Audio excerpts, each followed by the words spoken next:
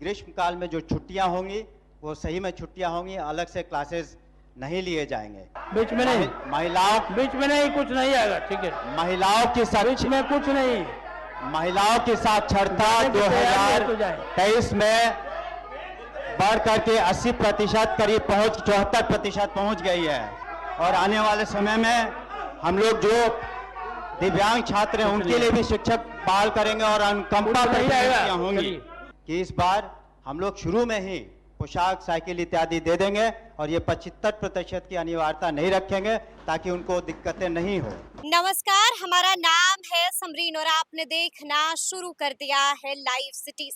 देखिए, बिहार का शिक्षा विभाग लगातार चर्चा में बना रहता है और आप बखूबी जानते हैं कि बिहार विधान मंडल का बजट सत्र चल रहा है और यहाँ पर भी हर रोज शिक्षा का मुद्दा गूंज ही रहा है। और एक बार फिर से शिक्षा मंत्री सुनील कुमार ने बड़े बड़े ऐलान कर दिए हैं। शिक्षा मंत्री सुनील कुमार बिहार विधान परिषद में थे और वहां पर शिक्षा मंत्री ने कई बातों का जिक्र किया है। शिक्षकों की छुट्टी का भी जिक्र किया है, नियुक्तियों का भी जिक्र हुआ है, मिड डे मील का भी जिक्र हुआ है। तो क्या कुछ कह रहे हैं, खड़े होकर के शिक्षा मंत्री सुनील कुमार, सबसे पहले आप उनको सुनिए। माननीय सभापति महोदय, हम आपके शुक्रगुजार हैं कि आपने हमें शिक्षा बजट पर अपनी बातों को सदन में रखने का मौका दिया।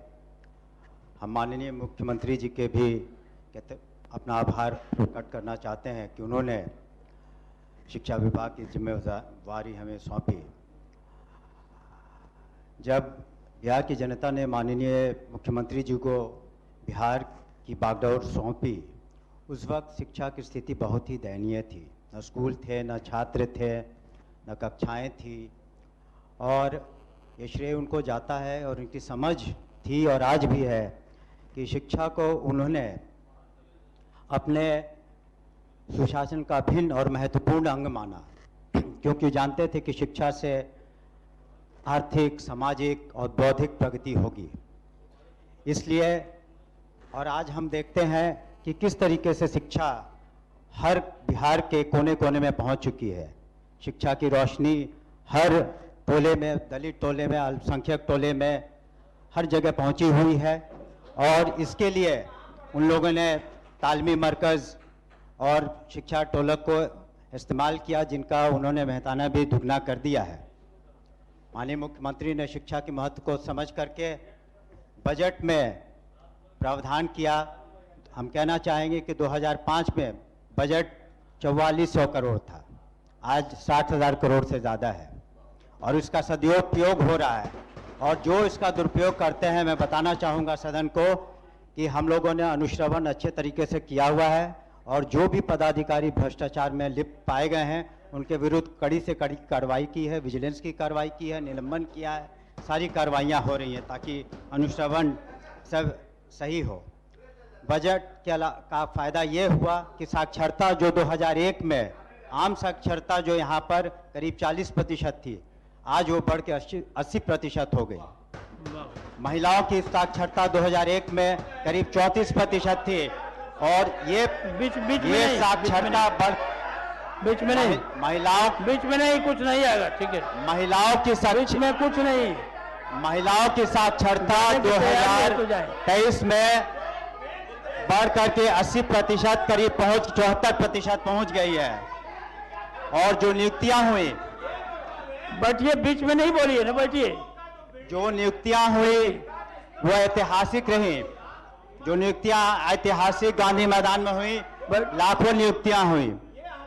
उसी गांधी मैदान में मैं कहना चाहूंगा व्यक्तिगत अनुभव से कि एक पुलिस पदाधिकारी के बीच में भी हमने देखा बहुत सारे सबसे बढ़िया है, सबसे बढ़िया। लेकिन जो उत्साह का माहौल और जो खुशनुमा माहौल हमने गांधी मैदान में नियुक्तियों में देखा, वैसा माहौल हमने कभी नहीं देखा। और ये नियुक्तियां शिक्षा विभाग में बदस्तूर जारी रहेंगी और आने वाले समय में हम लोग जो दिव्यांग छात्र हैं उनके लिए भी शिक्षक बहाल करेंगे और अनुकंपा नियुक्तियां होंगी। हम ये आपको बताना चाहेंगे कि आधारभूत संरचना में माननीय हम लोगों ने 266 नए विद्यालयों भवनों का निर्माण किया है और 7,974 शौचालयों का निर्माण किया, 1,526 अतिरिक्त कक्षों का निर्माण किया। और माननीय सदस्यों ने जो अपने अनुशंसाएं भेजी थी, उसमें से करीब हम लोगों ने दोनों सदनों को मिला के 563 विद्यालयों का जो हम लोगों ने बिल्कुल जीर्णोद्धार कर दिया। आने वाले समय में हम उसे पूरा कर देंगे। मिड डे मील भी आज के दिन में महोदय हम लोग 1 करोड़ 8 लाख छात्र छात्राओं को दे रहे हैं पौष्टिक भोजन। और आपको बता दें कि आज के दिन में जो शिक्षकों की जो प्रतिशत है, पूरे शिक्षकों की संख्या करीब 6 लाख से ज़्यादा है, जिसमें 44% शिक्षिकाएं हैं। और ये एक महिला सशक्तिकरण का बहुत महत्वपूर्ण कदम है, जिसके कारण उन्हें आगे चल करके उद्योग में, नौकरियों में, पुलिस में फ़ायदा हुआ है। और माननीय मुख्यमंत्री ने सुनिश्चित किया कि साइकिल योजना, पोशाक योजना, डीबीटी के माध्यम से पिछले साल हम लोगों ने 7,59,832 छात्र छात्राओं को फायदा हुआ।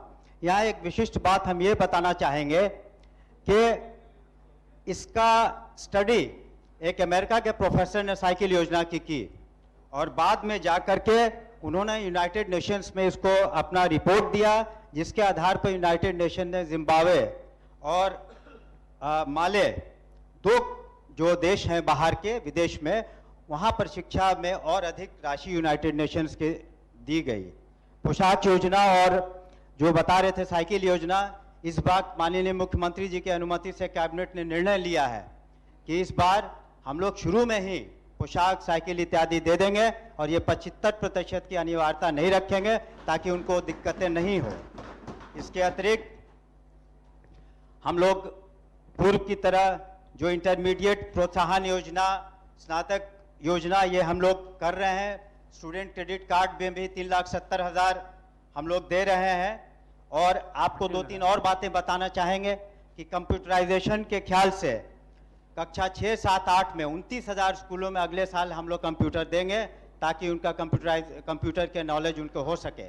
और साथ ही साथ हम लोग ये भी सुनिश्चित किया है कि ग्रीष्मकाल में जो छुट्टियां होंगी वो सही में छुट्टियां होंगी, अलग से क्लासेस नहीं लिए जाएंगे। इस तरीके से हम देखते हैं कि और ख़ास करके केंद्रीय विद्यालयों में जो बाहर 12 जगहों की ज़मीनों की ज़रूरत थी, उसको भी हम जल्द से जल्द देंगे।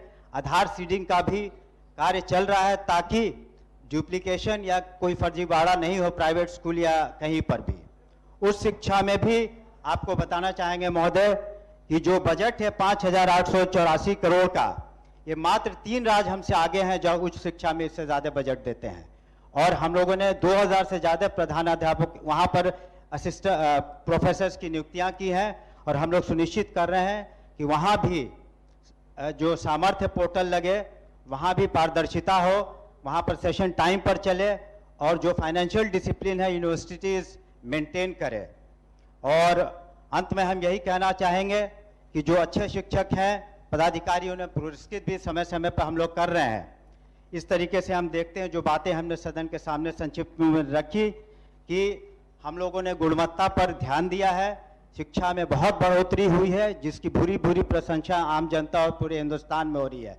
लेकिन अभी भी हमें बहुत कुछ करना है, अभी भी हमें सफ़र तय करना है।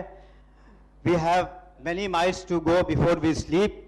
लेकिन हम सदन को आश्वस्त करना चाहते हैं कि माननीय मुख्यमंत्री के नेतृत्व में हमारी सरकार के पैर मजबूत हैं और तेज़ी से आगे बढ़ रहे हैं। और आने वाले समय में हम निश्चित रूप से एक शिक्षित, विकसित बिहार के सपनों को साकार करेंगे। आपका बहुत बहुत शुक्रिया। हम अपने अभिभाषण को और बजट को यहाँ पर पटल पर रखने की अनुमति दी जाए। धन्यवाद महोदय। तो सुना आपने कि क्या कुछ कहा है शिक्षा मंत्री सुनील कुमार ने। कई बातों का जिक्र किया है, बड़े बड़े ऐलान भी कर दिए हैं। और आपने देखा कि जैसे ही खड़े हुए थे बोलने के लिए शिक्षा मंत्री सुनील कुमार, वैसे ही विपक्ष भी हंगामा करने लगा था।